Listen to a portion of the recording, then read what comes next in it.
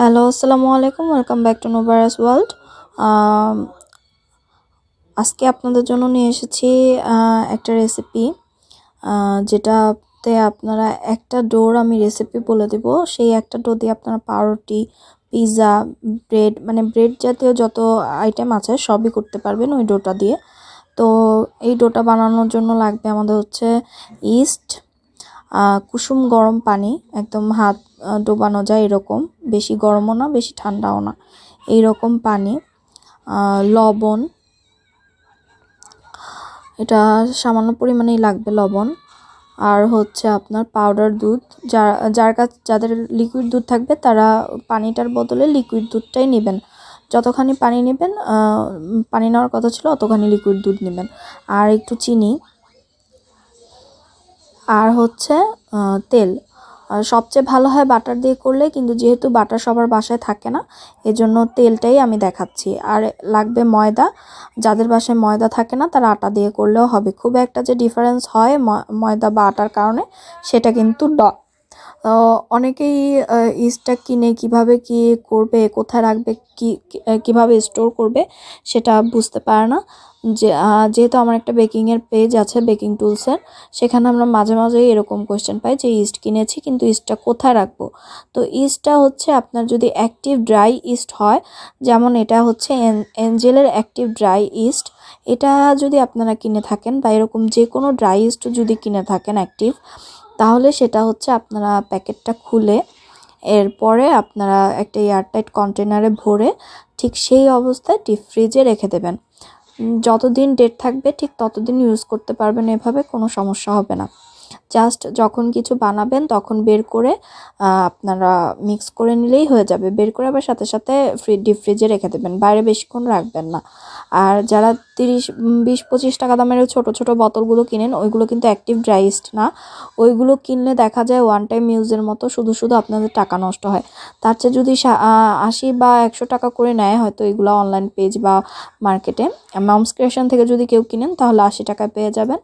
তো এটা যদি 80 টাকায় কিনে নেন, 2 বছর পর্যন্ত ডেট থাকে, 2 বছর পর্যন্তই আপনারা ইউজ করতে পারবেন। তো আমি এখন এখানে 2 কাপ ময়দা নিয়ে নিব।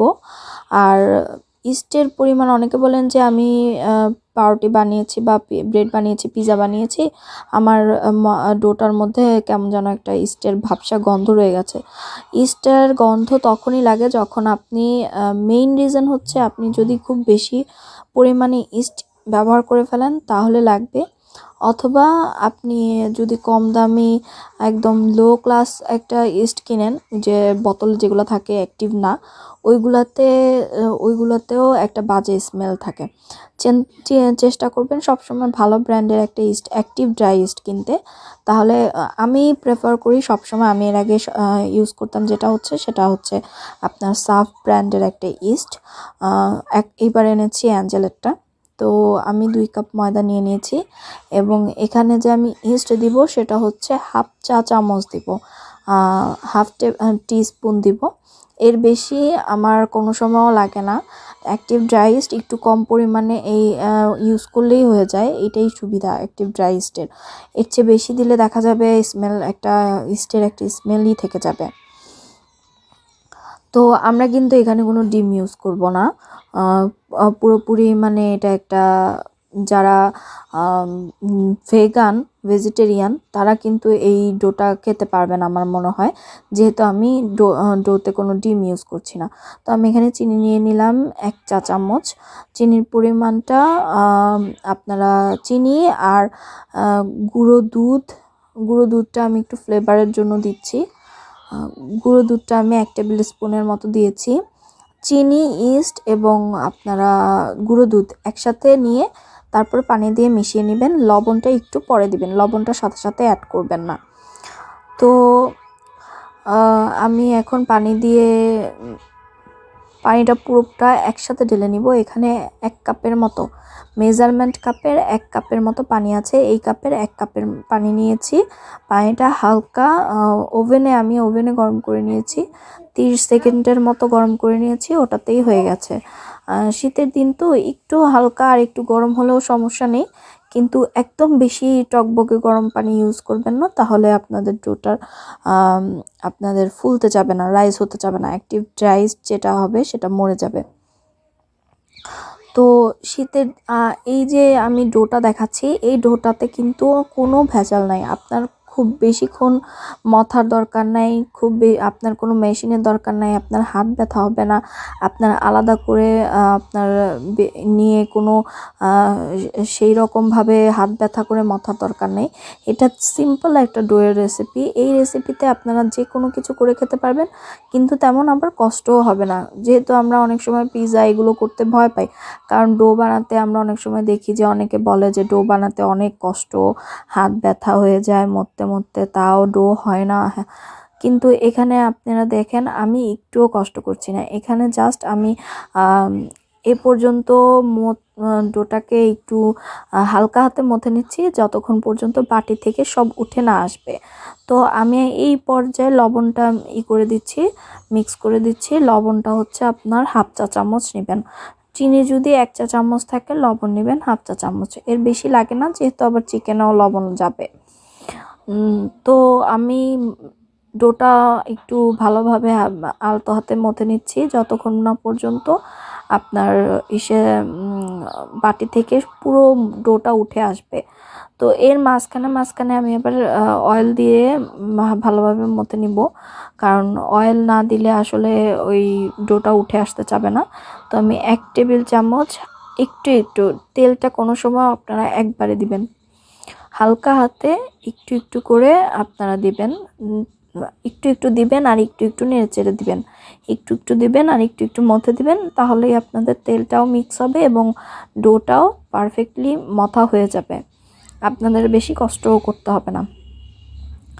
তো আমি এইভাবে হালকা করে তেল দিয়ে এইভাবেই মথে নিয়েছি, কোনো বেশি কষ্টও করতে হয়নি। আর এভাবেই করতে করতে ডোটা একটা মসৃণ শেপে এসে পড়বে, দেখবেন। মানে আপনি যখন হাত দিয়ে উল্টে পাল্টে দিবেন, তখনই ডোটা একদম একটা মসৃণ শেপে এসে পড়বে। এরপরে আপনি ওই ডোটা দিয়ে যে কোনো কিছুই করতে পারবেন, তবে অবশ্যই আপনাকে রেস্টে রাখতে হবে। গরমের দিন হলে আপনার 1 ঘন্টা এনাফ, 1 ঘন্টার মধ্যেই ফুল আপনার ফর্মে এসে পড়ে ডোটা।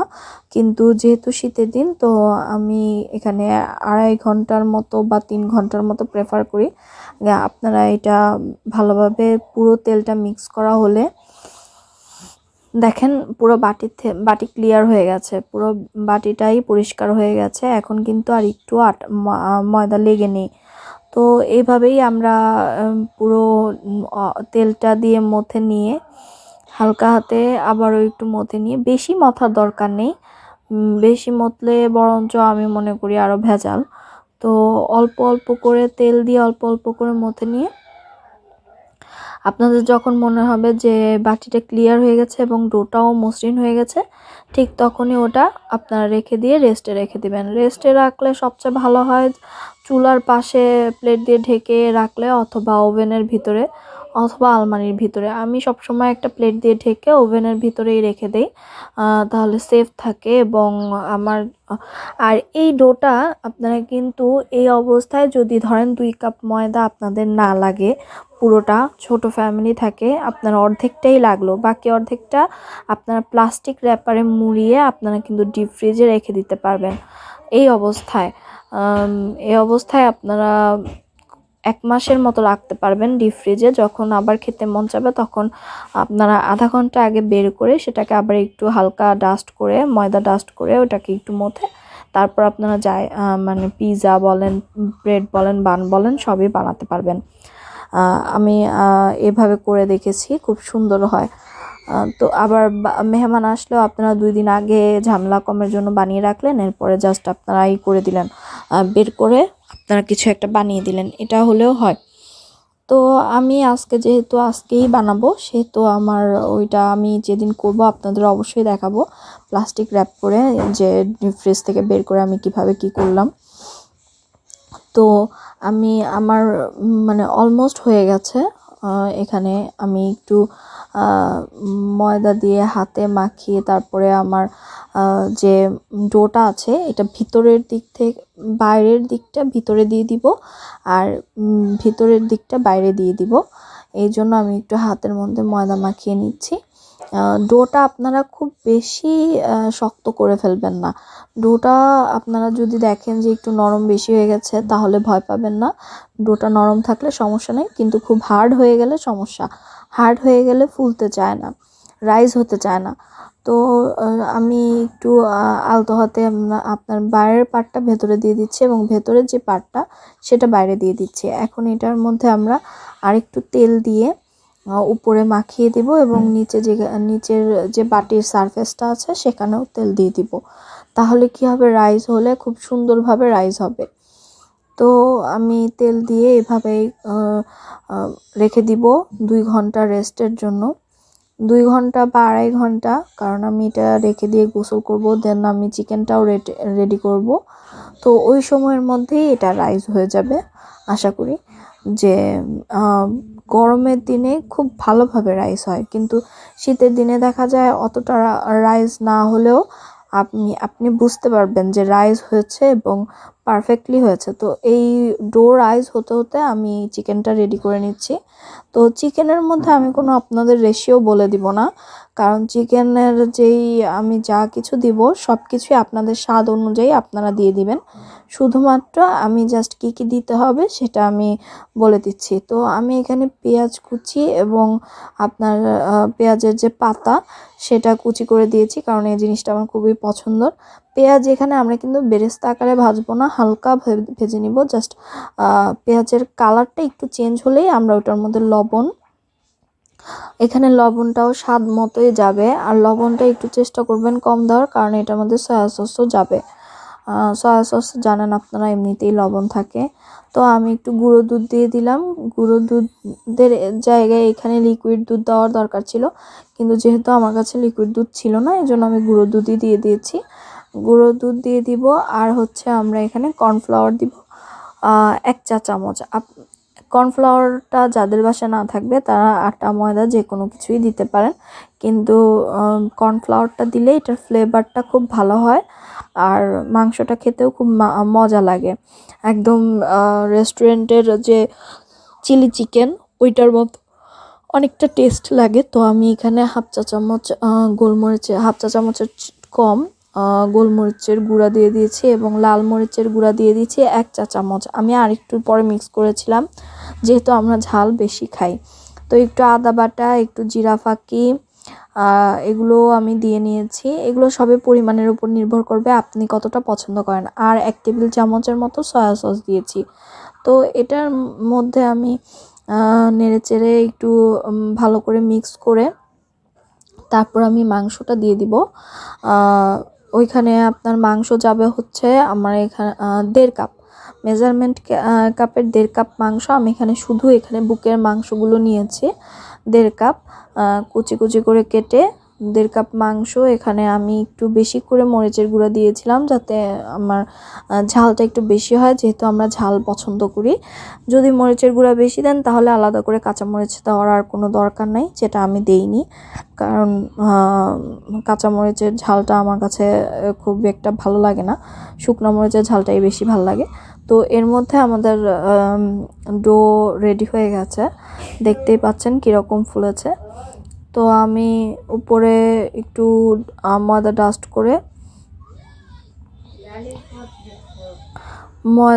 করে ডোটা রেডি করে নিব হাতের মধ্যে যাতে না লাগে, কারণ যেহেতু রাইস হয়েছে একটু ময়দাটা ভালো মতো, আর এখানে মথার দরকার নেই, জাস্ট ময়দা একটু ডাস্ট করে জাস্ট একটু গোলাকার করে নিলেই হবে, অত মথার দরকার নাই। তো এখানে আমার ডো রেডি হয়ে গেছে। এখন আমার একটা বেলুন ফ্রি লাগবে। আমি রুটি বলার ফ্রির মধ্যে এটাকে একটু লম্বা আকারে, যেহেতু শেপটা এবার একটু অন্যরকম হবে। আর এই ডোটা দিয়ে আমি যে দেখাচ্ছি চিকেন ব্রেড বা চিকেন বান করব আজকে, শুধু যে আপনারা এইটাই করতে পারবেন তা কিন্তু না। এই ডোটা দিয়ে আপনারা পিৎজা, পাউরুটি, তারপরে হচ্ছে আপনার যে কোনো ধরনের ব্রেড আইটেম আপনারা কিন্তু এই ডোটা দিয়ে করতে পারবেন এবং যথেষ্ট পরিমাণ মজা হবে। এটা মানে এমন না যে আপনি এটা দিয়ে যদি আপনি পাউরুটি বানিয়ে খান তাহলে আপনার লবণটা কম লাগবে বা চিনিটা বেশি লাগবে, এমন না। এখানে যা আমরা ডোর মধ্যে দিয়েছি একদম পারফেক্ট আছে। এটা দিয়ে আপনারা বার্গার বান থেকে শুরু করে যে কোনো কিছুই করতে পারবেন, কোনো সমস্যা নাই। তো আমি এখানে 90 গ্রামের মতো ময়দা নিয়েছি। 90 গ্রাম যাবে এক একটার মধ্যে, তাহলে শেপগুলো মানে একদম মানে সবগুলোর মধ্যে ময়দা একদম পারফেক্ট হবে। তো আমি ফ্রিটার মধ্যে একটু ময়দা ডাস্ট করে নিব, যেহেতু ডোটা একটু নরম হয়েছে এবং এটা ফ্রির মধ্যে লেগে যেতে পারে। তো আমার এই যে শেপটা আমি আজকে করব চিকেন ব্রেডের, সেটা হচ্ছে একটু লম্বাটে হবে। এই জন্য আমি একটা রোলার দিয়ে আপনার বেলে নিচ্ছি। আর উপরের অংশে চিকেন দিয়ে বাকি অংশটা আমি একটু একটু করে একটা কাঁচি দিয়ে কেটে দিয়ে ওইখানে পানি দিয়ে জোড়া লাগিয়ে দিচ্ছি। পানিটা আপনার লাগবে, না হলে জোড়া লাগবে না। এই একটুখানি পানি ওইখানে দিয়ে আপনি জাস্ট এগুলো কেটে কেটে লম্বাটে করে আপনারা ওই উপরে বসিয়ে দিবেন, তাহলেই হয়ে যাবে। তো আমার এইভাবে 4টা আপনার এই ডিজাইনের বান হয়েছিল। আর হচ্ছে আপনার 2টা আপনার বার্গার চিকেন বান হয়েছিল, চিকেন বানের শেপ হয়েছিল। তো লম্বাটে বান 4টা এবং চিকেন বান 2টা। আর যদি আপনার সবগুলোই আমি করতে চাইতাম ওই লম্বা বানগুলো, তাহলে আপনার 6টাই হতো, এমন না যে কম হতো, কারণ ওই গোল বানগুলোর মধ্যেও তাহলে আমার 2 কাপ ময়দায় 6টা হলো আপনার। তো এখন আমি একটা চিকেন বান বানিয়ে নিচ্ছি। চিকেন বানটা অত কঠিন কিছু না, কারণ আপনি একটু গোল করে রুটি বেলে নিয়ে মাঝখানে একটু চিকেন দিয়ে দিলে, তারপর মুড়িয়ে নিলেই আপনার চিকেন বানটা হয়ে যাবে। চিকেন বানের মধ্যে চেষ্টা করবেন চিকেন একটু মানে গোল করে যেটা করবেন সেটার মধ্যে চেষ্টা করবেন একটু চিকেন বেশি পরিমাণে দেওয়ার, কারণ চিকেনটা আপনার পরে শেষের টুক আপনার যদি কম দেন তাহলে আপনার অর্ধেকে এসে পড়ে, বাকি অর্ধেকটা খালি হয়ে যায়।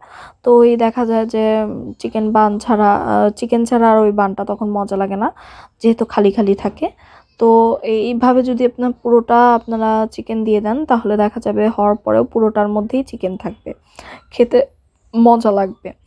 তো আমি এইভাবে করে এরপরে 10 মিনিট রেস্টে রেখে উপরে এগ ওয়াশ করে দিয়েছি। তো এগ ওয়াশ করার পরে আবার 10 মিনিট আমি রেস্টে রেখে আমি দিয়ে দিয়েছি ওভেনে আপনার 200 ডিগ্রি সেলসিয়াসে আপনার 20 মিনিট রেখেছি। 20 মিনিট রাখলে যথেষ্ট, এর বেশি রাখলে আপনার উপরের সাইডটা পুড়ে যাবে এবং ব্রেডটাও শক্ত হয়ে যাবে। ইসের ক্ষেত্রে আপনার ব্রেড বা বানের ক্ষেত্রে আপনার টেম্পারেচারটা খুবই গুরুত্বপূর্ণ। দেখা যায় এই জন্যই চুলায় বানালে অনেক সময় শক্ত হয়ে যায়, যেহেতু চুলায় আপনারা পারফেক্টভাবে অত তাপমাত্রাটা নির্ণয় করা যায় না। দেখেন কত সফট হয়েছে। আমার মনে হয় যে এই ভিডিওটা যখন করেছি আমার ভুলের কারণে পুরো ভিডিওটা আসে নাই। তো এই যে আমার বান এবং ব্রেডগুলো যেগুলো, আর এই পিজাটা আমি অনেক আগে বানিয়েছিলাম সেম এই ডোটার মতোই দিয়ে। তো দেখতেই পাচ্ছেন কি সুন্দর হয়েছে। ভালো থাকবেন, সুস্থ থাকবেন। যারা সাবস্ক্রাইব না করেছেন তা